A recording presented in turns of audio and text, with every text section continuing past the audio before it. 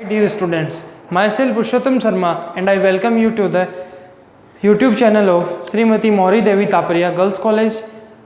Today we are going to discuss BSc final year subject Nuclear Physics.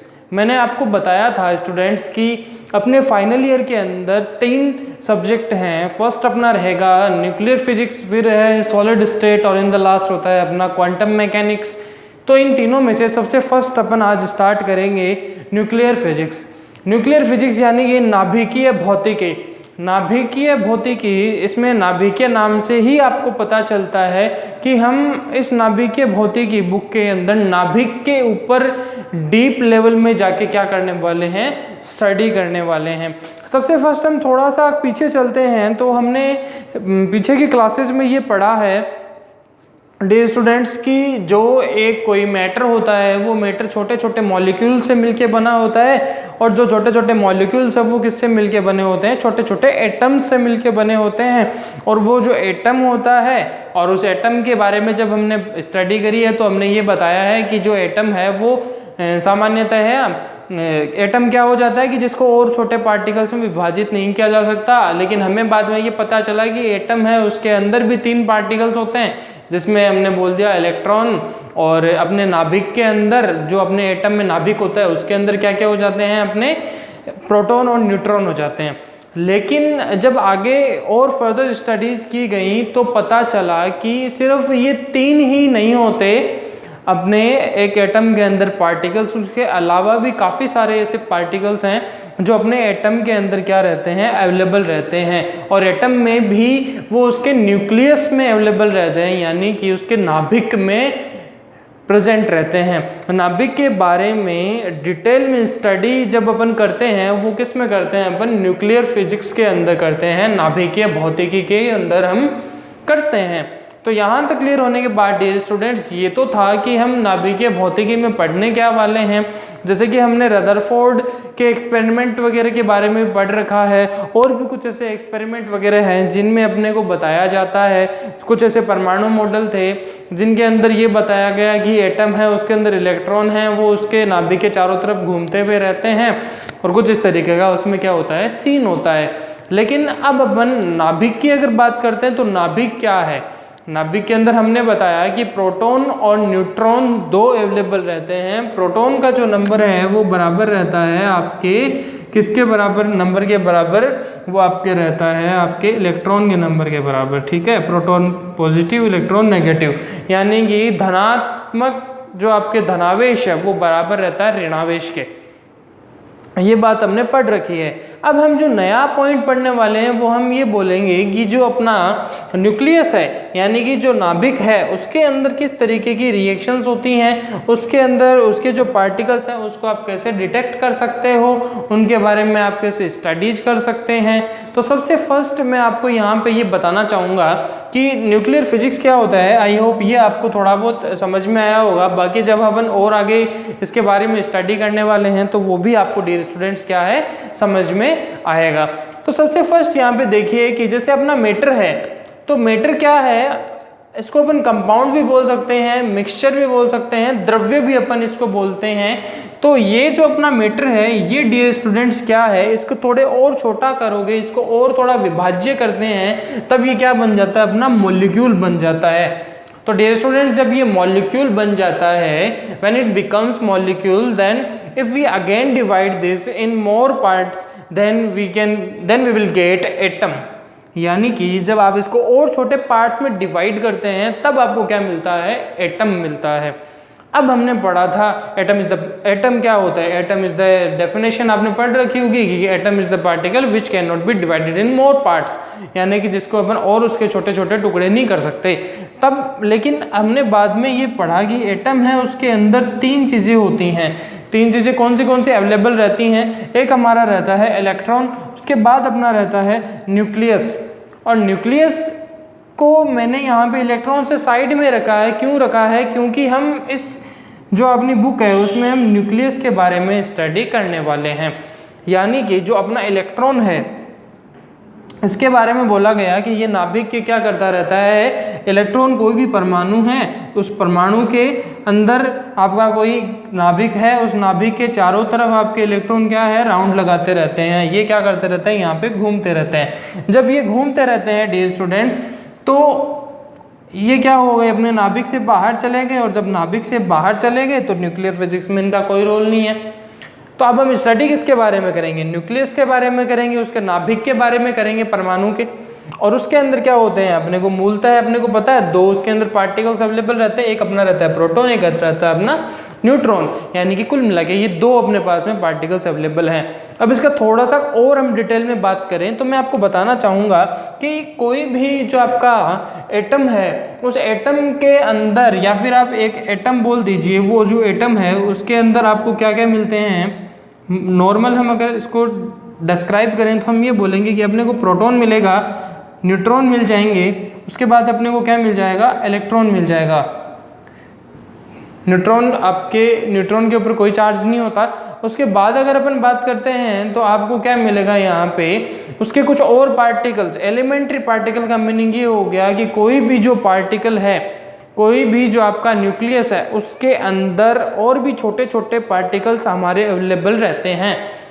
सिर्फ proton और neutron ही उसमें नहीं है, और भी बहुत सारे आपको मिलेंगे। ये आगे की स्टडीज़ में बताया गया था, जो आपकी जूनियर क्लासेस थी 9, 10, 11, 12, उसके अंदर इसके बारे में मेंशन नहीं किया गया था।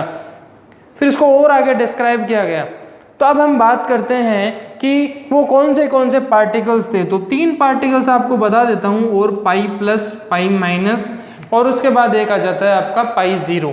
यानी कुछ इस तरीके से आपके पास में ये और हो गए। यानी कि एक आपका हो गया पॉजिटिव, दूसरा हुआ नेगेटिव, और ये हुआ आपका 0, यानी इसके ऊपर 0 चार्ज है।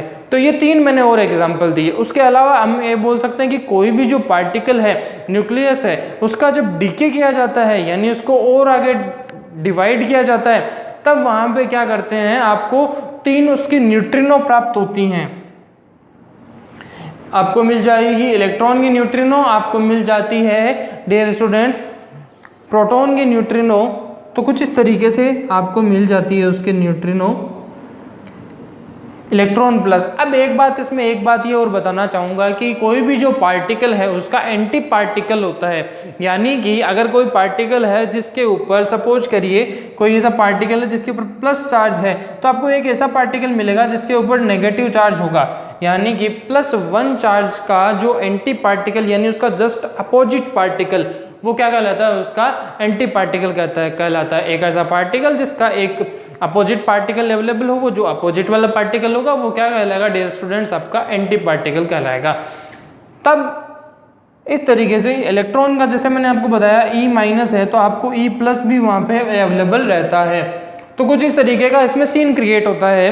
तो आई होप यहाँ तक आपको क्लियर हुआ होगा। अब हम थोड़ा सा इसको और आगे डिस्क्राइब करते हैं। मैंने आपको बता दिया न्यूक्लियर फिजिक्स क्या है, उसके बाद मैंने आपको बता दिया कि भाई मैटर है, एटम है, जो अपनी थ्योरी थी कि एटम को और आगे डिवाइड नहीं किया जा सकता, जिसके अंदर हमने अब यहाँ पे क्या बोल दिया है कि एटम के अंदर जो अपना न्यूक्लियस है, न्यूक्लियस के अंदर प्रोटॉन न्यूट्रॉन के अलावा भी और बहुत सारे अपने पार्टिकल अवेलेबल रहते हैं। वो जो सारे के सारे पार्टिकल्स हैं, अब ये पार्टिकल है, इनको और आगे डिवाइड नहीं किया जा सकता, ऐसा हम बोलेंगे। और जब इन पार्टिकल्स को और आगे डिवाइड नहीं किया जा सकता, तो इन पार्टिकल्स को अपन क्या बोलते हैं, एलिमेंट्री पार्टिकल्स बोल देते हैं। क्या बोल देते हैं, एलिमेंट्री पार्टिकल बोल देते हैं। यानी कि मूलभूत कण, मूलभूत कण यानी कि एक ऐसा कण जिसको और आगे विभाजित नहीं किया जा सकता, उसकी और आगे डिटेल नहीं दी जा सकती, वो किस में आ जाता है, आपका मूलभूत कण के अंदर आ जाता है dear students.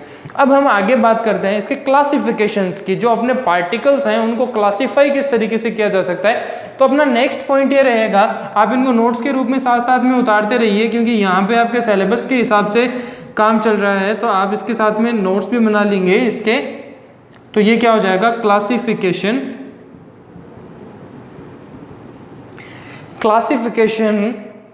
of the particles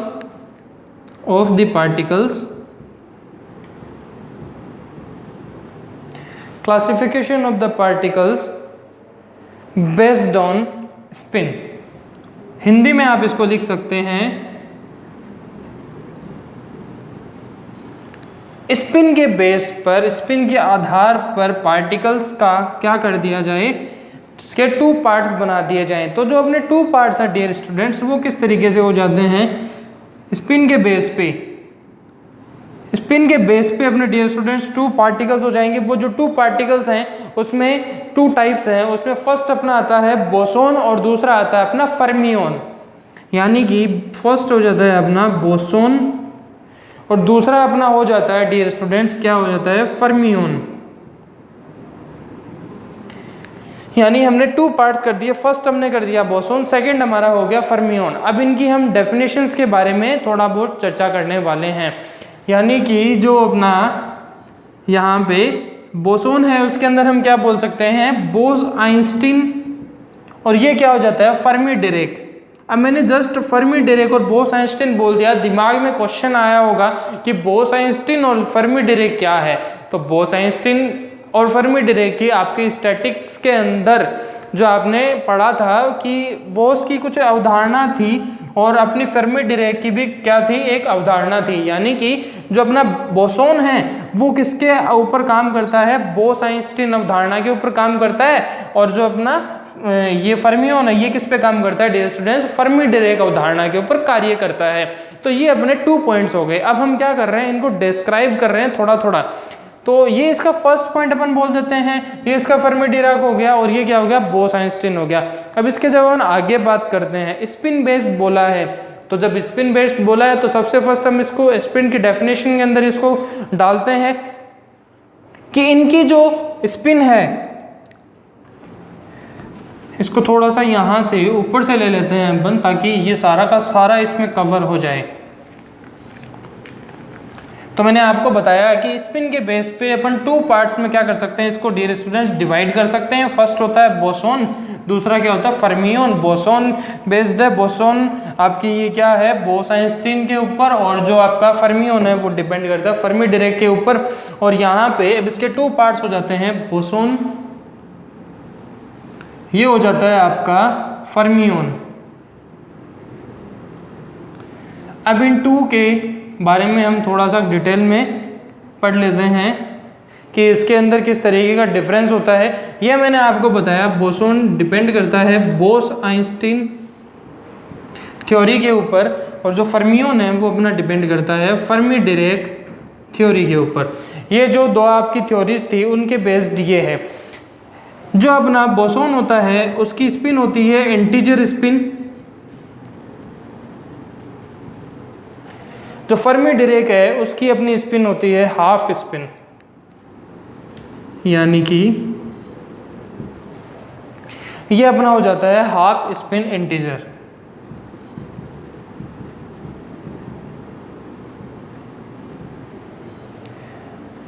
तो ये हुआ अपना बोस आइंस्टीन के ऊपर, ये फर्मी डिरेक के ऊपर। और इसकी जो अपनी बोसोन की स्पिन होती है कि वो हो जाती है इंटीजर, और फर्मियोन की स्पिन क्या हो जाती है, हाफ स्पिन हो जाती है। तो इसके अंदर अब स्पिन के अंदर जैसे कि मैंने आपको बताया, इस इंटीजर यानी क्या हो गया, 0 से स्टार्ट कर दिया, 1 2 3 4 और इन द लास्ट आपके n तक ये चला जाता है। ठीक है, उसके बाद में जब आप फर्मी डिराक के अंदर जब फर्मियोन की बात करते हैं तो फर्मियोन के अंदर इसकी स्पिन क्या लिख सकते हैं अपन, हाफ इंटीजर के अंदर आप लिख दीजिए 1/2, हम इसको 3/2 5/2 इन द लास्ट इसको n तक लेके जा सकते हैं। यानी कि अगर अपने को बोसोन की पहचान करनी हो डियर स्टूडेंट्स, तो जब वहाँ पे अगर आपको कहीं पर ये दिख जाए कि उसकी स्पिन क्या है, एक कंप्लीट नंबर है, इंटीजर है, पूर्णांक है, तब वो क्या बन जाती है, उसकी आपके बोसोन के अंदर आ जाएगा। कहीं पे आपको दिख जाए हाफ स्पिन, तो क्या भिन्न के अंदर दिख जाए, हाफ स्पिन में दिख जाए, तब वो किस में हो जाता है, आपके फर्मियोन के अंदर आ जाता है। ये भी इसके 2 पहचान करने के सिस्टम हो जाते हैं। अब आगे क्या है, बोसोन की डेफिनेशन में लिखा हुआ है, बताया जाता है कि भाई those particles which have integer spin and follow Bose Einstein statistics known as boson. तो यानी कि वो पार्टिकल जो इंटीजर स्पिन रखते हैं और बोस आइंस्टीन थ्योरी को फॉलो करते हैं, वो किस में आ जाते हैं, बोसोन के अंदर। ये इसकी सीधी सीधी पहचान है। और अगर आप फर्मियोन की बात करते हैं तो those particles which follow Fermi Dirac statistics and which have half integer spin are known as fermion. तो इस तरीके के ये इसके 2 आपके डेफिनेशन हो गई, 2 इसके ये पार्टिकल्स हो गए। अब इनके बारे में आगे इनके कुछ खुद के क्या हैं, डिफरेंट पार्टिकल्स हैं। सिर्फ इतना ही नहीं है कि हम बोसोन और फर्मियोन हमने बोल दिया और उसका अपना काम चल गया, इनको भी आगे और डिवाइड किया गया है डिफरेंट पार्टिकल्स के अंदर। अभी तक हमने सिर्फ 3 पढ़े थे, प्रोटॉन, न्यूट्रॉन और इलेक्ट्रॉन। अब ये और भी आगे डिस्क्राइब होने वाला है, यानी एलिमेंट्री पार्टिकल्स के अंदर काफ़ी सारे पार्टिकल्स आने वाले हैं, तो वो अपने बोसोन और फर्मियोन के अंदर आ जाते हैं। उसके भी आगे बहुत सारे टाइप्स होते हैं, उसमें भी और बहुत सारे पार्टिकल्स आते हैं जिनके बारे में हम फर्दर क्लासेस के अंदर डिस्कस करने वाले हैं। तो आज के लिए मैंने आपको बता दिया न्यूक्लियर फिजिक्स किसके तहत आता है और न्यूक्लियर फिजिक्स के अंदर अपन क्या पढ़ने वाले हैं, और इसके ये मेन स्पिन के बेस्ड 2 अपने टाइप्स हो जाते हैं। और उसके बाद अब हम नेक्स्ट क्लासेस के अंदर इसके आगे के जो टाइप्स हैं उनके बारे में पढ़ने वाले हैं। अगर आपको वीडियो समझ में आया हो तो आप लाइक ज़रूर करिए, शेयर ज़रूर करिए अपने क्लासमेट्स के साथ में, चैनल को सब्सक्राइब ज़रूर करिए। Thank you for watching this video. Thank you very much.